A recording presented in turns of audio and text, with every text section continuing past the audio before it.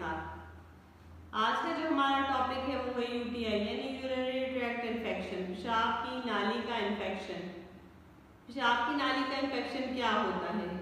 ये एक खास किस्म का बैक्टीरिया होता है जिसका नाम होता है इकोलाई। जब ये पेशाब की नाली में दाखिल होता है तो पेशाब की नाली के साथ साथ ये मसाने को और गुर्दे के और बाकी हिस्सों को भी मुतासर करता है। ये तकरीबन 60% ख़वातीन और 12% मर्दों में तकरीबन अपनी ज़िंदगी में एक बार ये ज़रूर होता है। मर्दों की निस्बत औरतों में यूटीआई बहुत ज़्यादा होता है। उसकी वजह ये होती है कि औरतों की पेशाब की नाली जो होती है मर्दों की पेशाब की नाली की निस्बत तंग होती है और औरतों की क़ुव्वत मुदाफ़ियत भी मर्दों की निस्बत कम होती है, इसलिए औरतों में यूटीआई का खतरा ज़्यादा बढ़ जाता है। मसाने का इन्फेक्शन भी इसी बैक्टीरिया की वजह से होता है। जब पेशाब की नाली में बाहर की तरफ ये इन्फेक्शन होता है तो उसको वो यूरेथ्रा पे होता है।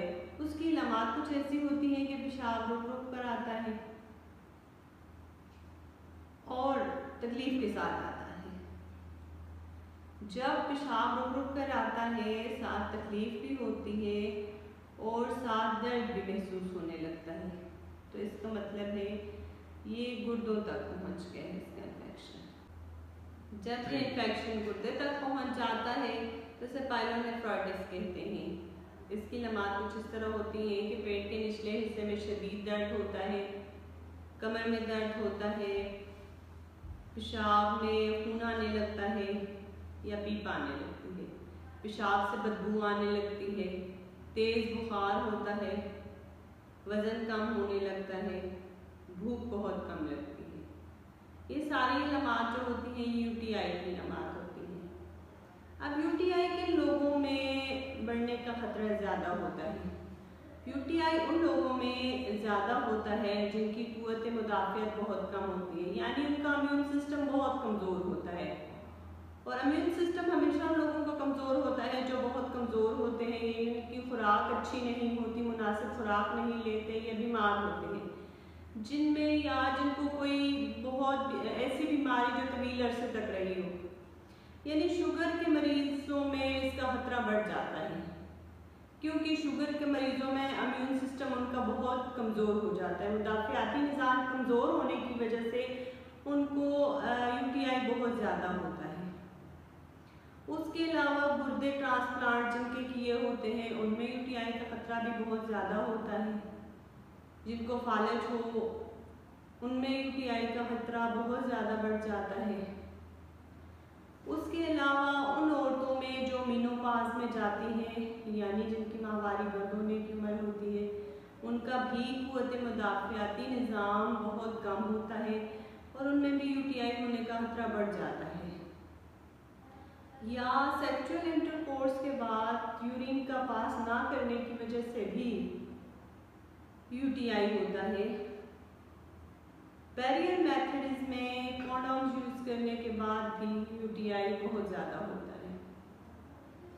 उसके अलावा बाज़ ख़वातीन में या मर्दों में जिनके ऑपरेशंस होते हैं उसके बाद कैथीटर काफ़ी टाइम तक इस्तेमाल करने से भी यूटीआई होता है।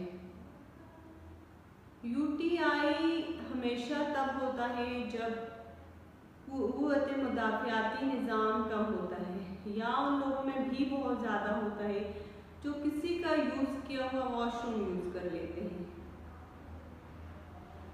या फिर कोई भी वो बच्चियां जो माहवारी के दौरान पैड बहुत टाइम तक यूज़ करती हैं उनमें भी यूटीआई का खतरा बढ़ जाता है।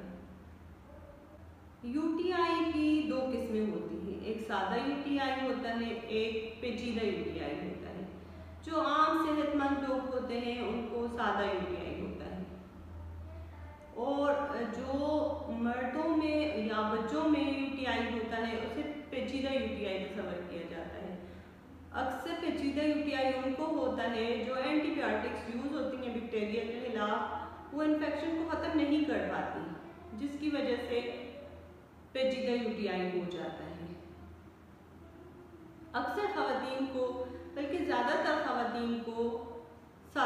यूटीआई ही होता है। अब इसका इलाज क्या है या इसके लिए क्या करना चाहिए?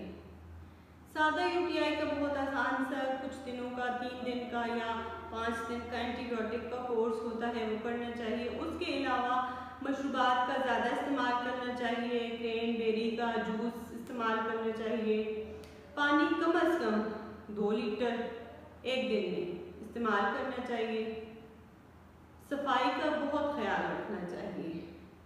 जब हम सफाई का ख्याल रखेंगे तो यूटीआई का खतरा कम हो जाता है, और पानी जितना ज़्यादा हम पी सकते हैं वो ज़्यादा अच्छा होता है। उससे यूटीआई पिक्टेट या पेशाब की नाली से बाहर निकल सकता है और यूटीआई का खतरा कम हो सकता है।